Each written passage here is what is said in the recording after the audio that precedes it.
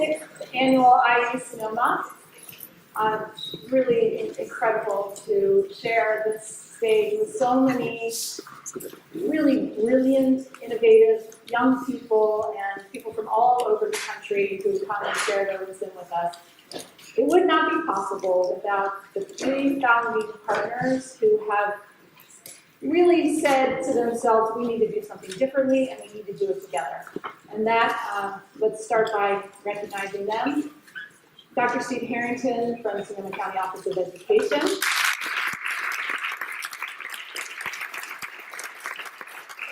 We also have Paul Porter, I'm sorry, Paul. Paul is here representing Sonoma State University.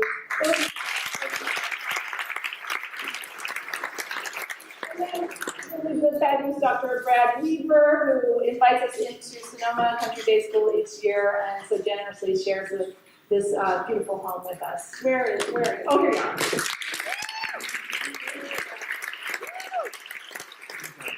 I'm so honored to get to be the moderator of this program because part of what happens when they invite me to do this is I get to study the work of the people who are going to be here today. And this time I've had the incredible opportunity to reflect on my own life and how I have gone through my own education. It started in kindergarten in Mount Pleasant, New Jersey. And then I graduated from high school from Flagstaff, Arizona. Across the way, I stopped in Illinois, Colorado. I went to a lot of schools. And I was a painfully shy little girl with thin blonde hair, and I learned the art of observation through all of that difference in schools. I would sit in the lunchroom and I would watch. By junior high, having done this many times, I got very good at watching the groups of students that had the most power, or most popular. And I would study them, and I would look at what they wore, how they talked, what they said to each other, and then I would mold myself. In one school, I was wearing the bell-bottom Levi's and the flannel shirt and the hiking boots, and in another school, just a year later, I was wearing the painter pants, the polo shirt, and the puka shells. In one school, I was getting to have my passion by participating in the drama club. In the next school, I was making fun of the drama geeks because they were cool. In one school, I came home with the certificate of achievement in math because I was tops of my class. But in the next school, I was failing math because it wasn't cool to be smart. Throughout that whole process, I squeezed myself into the average. Fortunately, today, we have some youth innovators who have not done that and whose teachers saw their potential and helped nurture their potential, and they're going to tell you their stories. And we have Todd Rose, who has studied the average and who has taught us and is teaching the whole country through his work that individual and nurturing the individual is really the power that we have as teachers, as parents, to really make a difference. I'd say for myself, it wasn't all bad that I learned to fit in. I had successes and I got to participate and I made incredible friends. But there are a lot of people who don't get to have that. And that is what is so challenging for teachers. Teachers actually have to fight and participate in a system that does squeeze. And then they have students before them that are squeezing themselves. So this is a big, heavy lift. And I'm so grateful that each one of you are here today to learn about some ideas, the big, bold ideas, and some practical steps that we can take. I'm really glad that I got to move around. I really learned a lot. And in my reflection of my own life story, I said it's okay, but there's one thing that I'm really sad that I did to myself by trying to fit in. Last year when I was here, I told you about learning to surf at the age of, well, later in life. And I realized that when I was in my 20s, early 20s, I moved to San Diego, with my brother and my boyfriend, and our apartment was filled with surfboards and surfboard wax and sand. And I actually sat on the beach because girls didn't surf. And that means my whole adult life, something that I love more than anything, I didn't do. So the invitation today is to reflect on yourself. Where is it that you might be squeezing yourself in and limiting your own individual potential because women don't do that, or people my age don't do that, or I don't have the talent, or I don't have the resources? Because it does start with us. When we're standing in front of a group of students, it starts with us. How are we nurturing our own potential so that we can see the potential of others? That's our invitation today.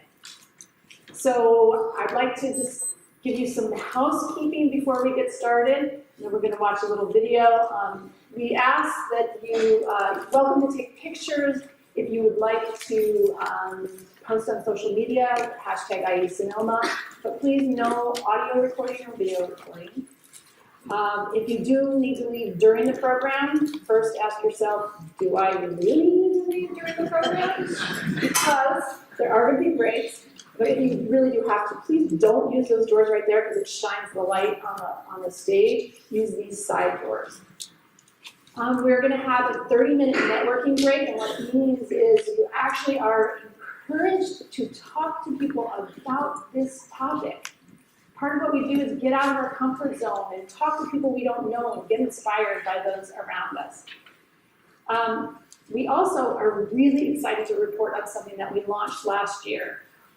We've been doing this for 6 years, and for the first several years we were great. I am so inspired, but I don't have the resources to implement this. I don't know how to do this. So our fabulous Dan Blake and his team came up with the idea of an innovation fund. And it was launched last year, and that gives mini grants to teachers, to schools, to nonprofits, to help inspire and seed their innovation. So we had some great success with that this year, and I want to start by showing you a video of the Innovation Fund recipients.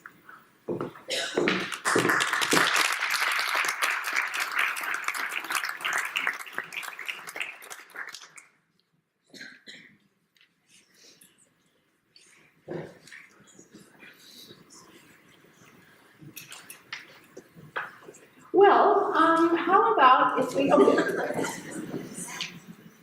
Day school back in 2013 to launch ieSonoma. Our hope was to spark important community conversations about teaching and learning in the 21st century. And to do that, we have brought in some really amazing speakers, Sir Ken Robinson, Dr. Sugata Mitra, Dale Doherty, and many others. We've also been able to have a number of local youth innovators share their inspiring stories at the last couple of ieSonoma events. Thanks to donors like Sonoma Wine Country Weekend, Thermal Sun, and many others, we were able to launch the ieSonoma Innovation Fund. And in our first year of issuing grants, we were able to issue over $30,000 in funding to 16 schools and organizations.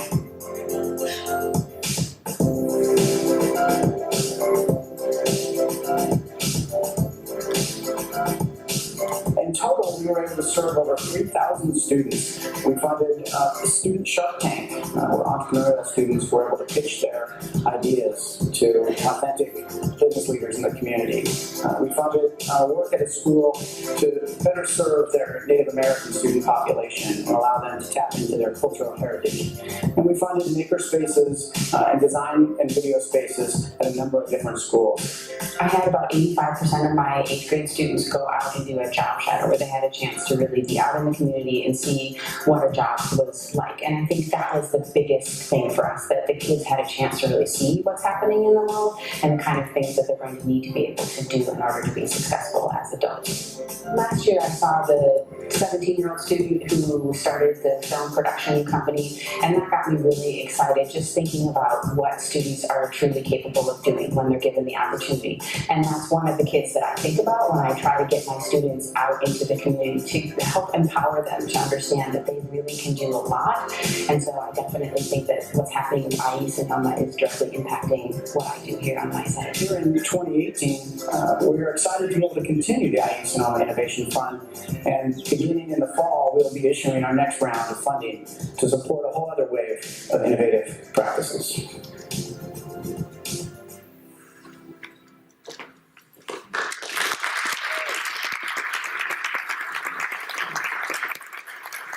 I believe there are some Innovation Fund recipients in the audience, so let's take a moment to recognize them. Could you please stand up?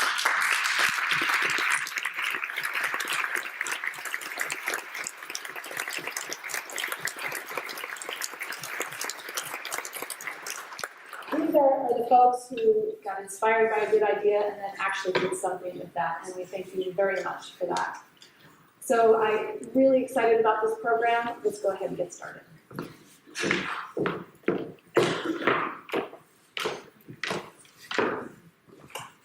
We now have a chance to hear from 3 local youth innovators. Our first youth innovator is Raquel Guevara Bolaños. She is a student at Sonoma State University. Raquel is majoring in environmental studies and planning with a minor in sociology. Raquel is an advocate for environmental justice and is passionate about working with marginalized groups. Please welcome her.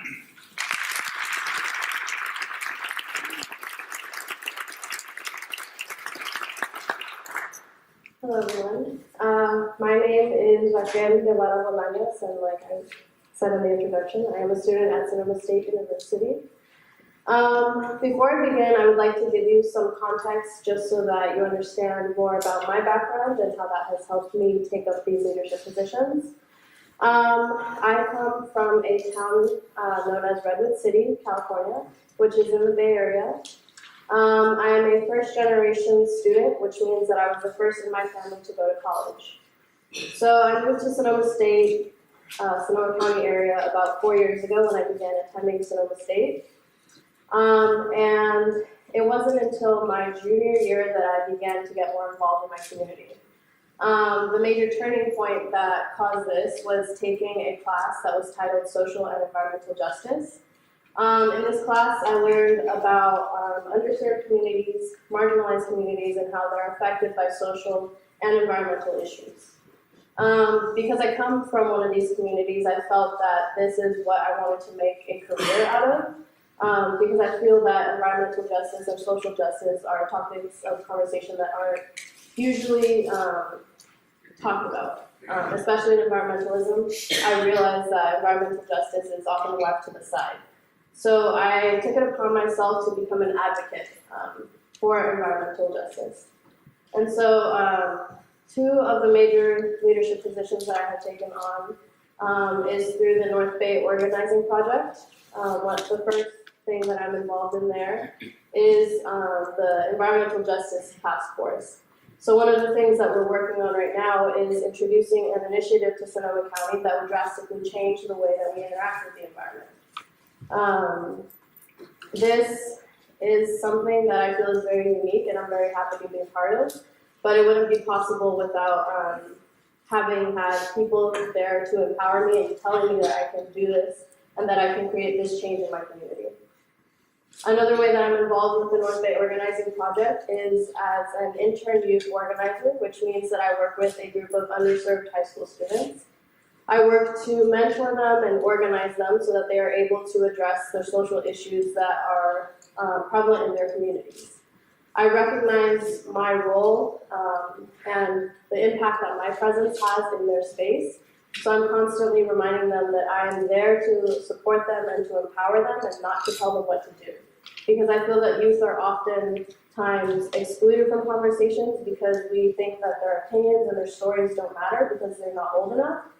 But I try to break that in that space and empower them. And so recently I was at an action camp in New York, and it was this space that I went into that was very unique. It was very opening, very welcoming to all the different identities that were there. And I realized that this concept of space is extremely empowering. It's powerful. Because I was there and I felt free to explore myself and my identity, and I realized that as individuals, when we're able to explore who we are and share our stories with others, we're also able to build empathy with one another. And when we build empathy with each other, we're able to create community. And once we have community, we're able to create change. So this concept of brave spaces and safe spaces I feel is crucial. I try to implement it in my work with the students I work with as much as I can, just so that they feel that they're able to become leaders. So I feel that this concept of space is what I wanted to share with you all, and I challenge you to take it back to your communities and to your work, especially with youth. So, thank you.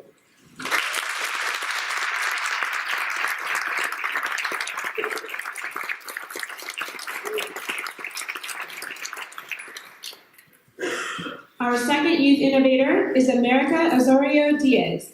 America is an incoming senior at Windsor High School. Because of her strong interest in medicine, she is in the pre-med core at Windsor, which is a medical-based program to help students find the right fit for a medical-related career. Since the age of 4, America has dedicated herself to cheerleading, and this will be her first year on a competitive team while also having a job. Please welcome her.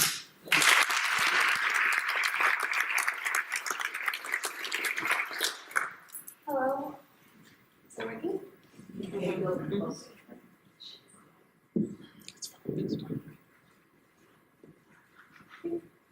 Hello. My name is America Osorio Diaz, and I am an incoming senior at Windsor High School. I'm 16 years old, and I was born here in Sonoma County, meaning that I'm pretty, how would you say it? I don't know, I'm fairly tall.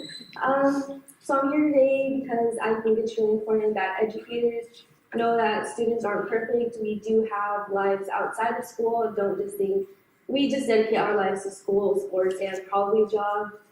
That's not always the case for everybody. There is something going on. So 4 years ago, in the summer of 2015, I had just recently promoted from 8th grade. And I was so excited to start my journey in high school.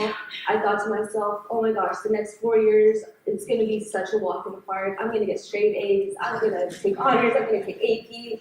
But little did I know, it was not gonna be that easy. So my freshman year, I was told by classmates, your freshman year doesn't count, colleges don't look at that, just don't even try. So I thought, okay, it doesn't matter, I'm not gonna try. But I regretted that so badly. So it caused me to be lazy, slack off, cut class, just so many things I was not proud of. And my grades, they were absolutely like the worst thing I could possibly think of. But I had all the support I needed from teachers, but the only problem was I did not listen. Why didn't I listen? Because my freshman year didn't count. So I finished off my year with barely above a 1.0 GPA and missing credits. Again, I'm saying this with such shame, guys, like you have no idea. Now came my sophomore year. In Windsor High School, they have programs that is dedicated to specific careers that students want to go in. But there was this one program that was called Phoenix Academy, which was for credit recovery for sophomores who did not do well their freshman year. So once I found out I was put in that, I was so mad. I thought, no, I am not going to be in this. People who look at people in Phoenix, they look at them as dumb. They look at them as like slack-offs. And I just thought, no, I'm not done. My freshman year didn't count, guys. Like, I'm not done. So the second I found out I was put in the program, I went straight to my counselor. I thought, I'm not going to be in here. I can do good. I promise you I'll do good if you just let me take regular classes. But of course, she did not let me leave. She told me, you need these credits to graduate. So I thought, okay, I'm going to hate my sophomore year. It looks like I'm sticking to this. I don't have a choice. So since the first day of school, I hated everything. I looked at my classmates with such a face, and they hated me as well because I gave them the face. So, but then one out of three of my Phoenix teachers, the first day of school, he told us a positive attitude leads to a positive life. The second he said that, I thought like, oh my gosh, this old guy, he's so crazy. Like, he thinks of having such a positive life every single day. Like, it's 8 a.m. Like, how do you have energy to have a positive life? Like, it's not going to work. Nobody's going to listen to you. And he noticed I wasn't happy with the program, and he decided to talk to me. And within the talk, he did make me realize that my grades aren't going to get any better with this kind of attitude towards school. So I decided to give this whole positive attitude thing a try. Because, well, I didn't love having that feeling inside of me, that feeling that I was seen as dumb. So I figured, okay, positive attitude, positive life, positive grades. So let me tell you that listening to that one teacher was probably the best decision I've made, because it did get me back on track, and it did get me closer to classmates as well as my teachers. And I felt that I finally had that connection that I wanted within the entire school. So it finally did get me happy with the program. However, that happiness, it didn't last forever. Thanksgiving weekend of 2016 came along, and it was possibly my worst holiday yet. So I wake up to my mother in the kitchen table with such a depressing look on her face. And I think, okay, there's bad news. So I just calmly approach her, and I thought, there couldn't be that bad news.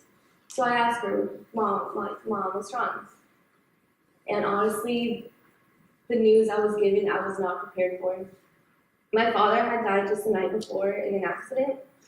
And the thing is, it was Thanksgiving week. You know, it's Thanksgiving, the day you're supposed to be grateful for family and friends. My situation, I lost a family. So that was something that did, you know, giving the whole positive life thing, I just put that to the side. So coming back to school, I slipped back into my careless self that I've been there back when the school year had started. I came back to the same assignments, slacking off, cutting class, but this time it was just due to depression. And I had friends and family and teachers who noticed how badly the loss of my father had impacted me. And they did help me find motivation to do well again. So they helped me to set a goal, and a goal that I can have throughout the year, but this time it's to make my father proud. And all because of the help of the people who helped me reach that goal. They did help me have grades that I would have never expected to make. It was like straight A's and B's. I thought, wow, like I was really capable of that. But you know, it was for my father, but just having that feeling of knowing that I was able to do that, it was much more than what I wanted. So I ended the year with my missing credits made up. I was back on track to graduate, and I was looking forward to become a junior and take through my classes. So my junior year was filled with such positive students and teachers. They helped every student individually as possible. And there would be days when I would reflect back to my previous year and be like, wow, like I really was able to go back from like F's and B's to where I am now, like to a pre-med program. Like that's pretty awesome, I would say.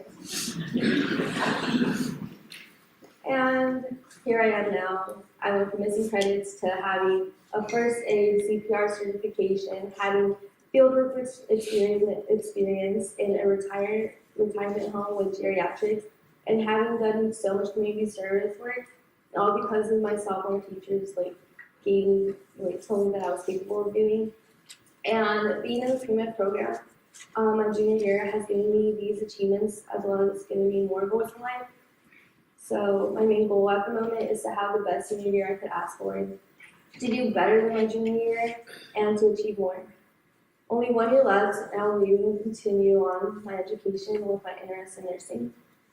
So like my sophomore science teacher always said, A positive attitude leads to a positive life.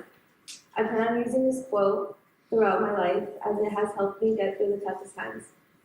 My senior year won't be like the other years. I'm no longer angry and unmotivated.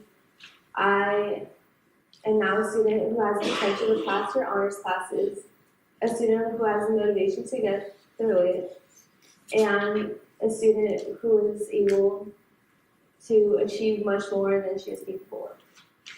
So I told you a little bit about my story, but I don't want you to just think about me. I want you to think about other students. I want you to think that, wow, like, this girl has had it tough her sophomore year, but I want you to think other students have had it tough too. I don't want you to just think, oh, bad grades, that student just slacks off. I want to think, no, like, that student, like, talk to the students. Don't just assume, because there are things going on, but in some cases it can be worse than you might think. So I just want you guys to think about students. Don't just feel bad for me. There are other stuff going on. So it's rare for a teacher to see, like, oh, just they'll do better, you know, talk to them, and just give them the motivation that they need, and we can do better. Thank you.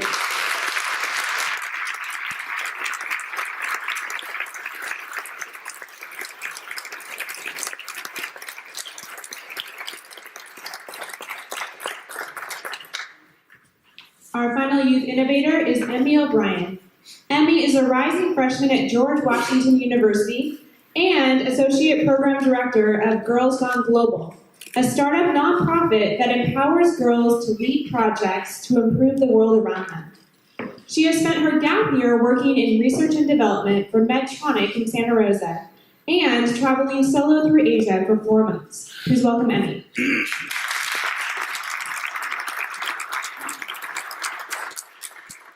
All right, so before I begin, I want to get very candid. When I was 12 years old, Sonoma Country Day gifted me a very generous scholarship to attend the school, and it really just did change my life for the better. I was able to earn a second scholarship to Sonoma Academy and was surrounded by teachers and mentors who were passionate and creative, which that passion surrounded me, inspired me to get involved with the project I'm about to explain to you. Yeah. I truly believe that it is important to teach our future leaders that they can change the world, and is equally imperative, and even more so, if we give them the tools to do so. I believe I had a slide deck. There we go, thank you. Girls Gone Global is a startup leadership nonprofit based out of Marin, founded by Kate Byrne in 2016.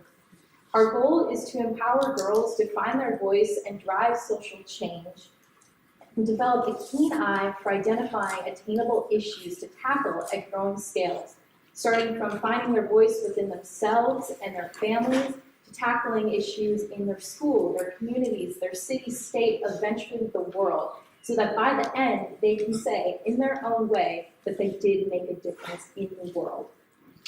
The backbone of our organization is the Humanifesto, an empowering list of tenets pertaining to human rights that girls must claim for their own.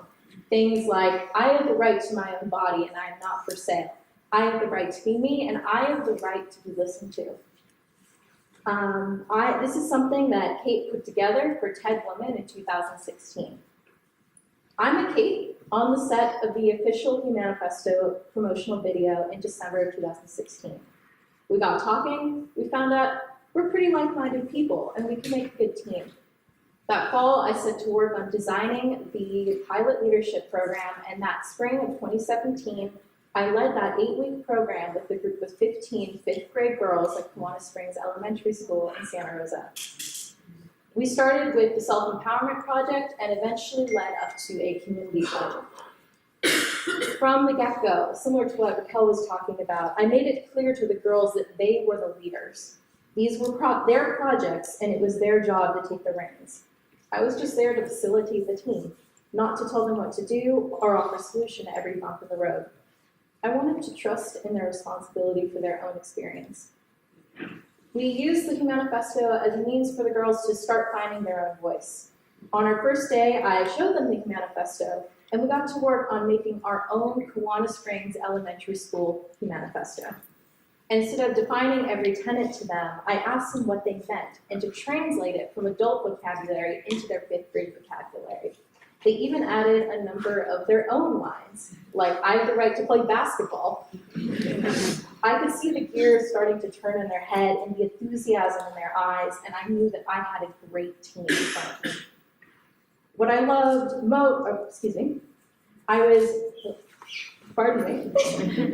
the next week they made posters around the school proudly proclaiming their rights and empowerment in hopes of inspiring others. I was incredibly fortunate to have Tatiana Harrison, a local media specialist, come in and teach them how to shoot and edit video as a means of taking their message and giving it to a greater audience. I was also incredibly fortunate that many of these girls spoke Spanish in their own homes, and we were able to draw upon that resource to make a second version of our Humanifesto video in Spanish. When I said they were able to draw upon that resource of the experience they gained in their homes, for the girls who even had never spoken a word of Spanish, they were able to draw upon the resource of their courage to give it their good shot. Like I said earlier, I told them from the beginning that they were required to take charge and identify their own problems and solutions. I was so impressed by how the girls enthusiastically and boldly stepped up to this challenge. I saw this group of girls metamorphosize from a group of eclectic individuals into a cohesive team.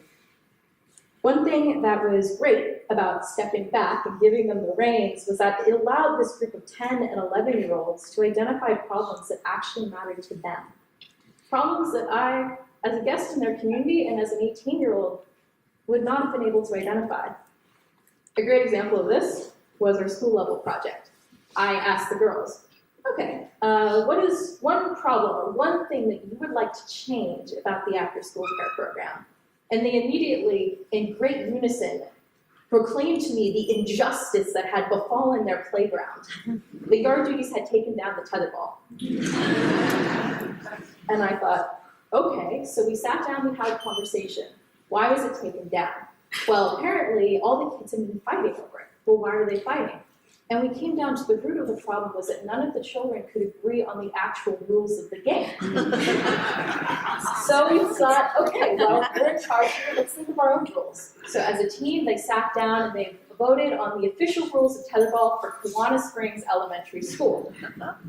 They then got together and they made the following PSA. What I love about this is you can see the girls' different editing styles that they contributed.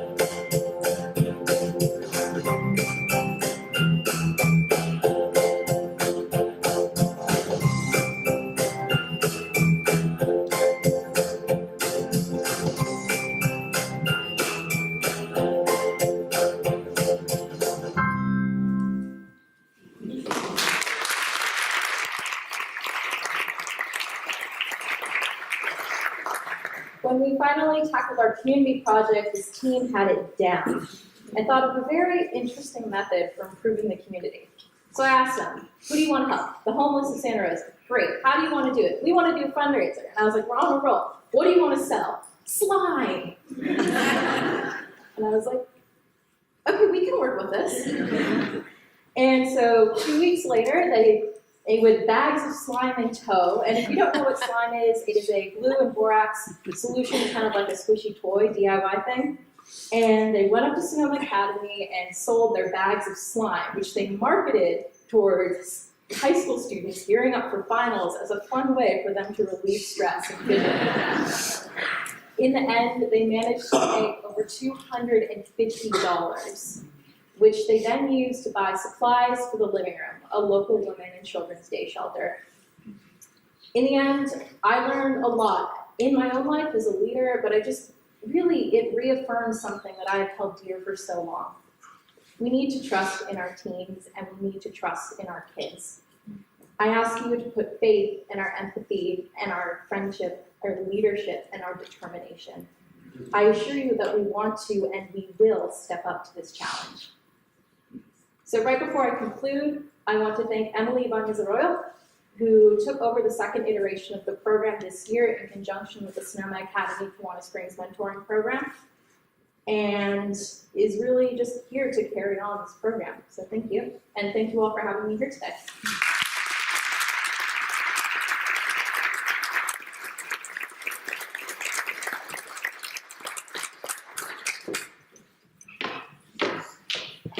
I feel pretty certain that if Girls Gone Global was around when I was a teenager, I wouldn't have had to learn to surf at 51. So thank you so much, Emmy, and to all our fantastic speakers. Now is your chance to engage with each other. We're going to take 30 minutes. We'll call you back in around 10 to 10 and get started with toddlers at 10 o'clock. Thank you.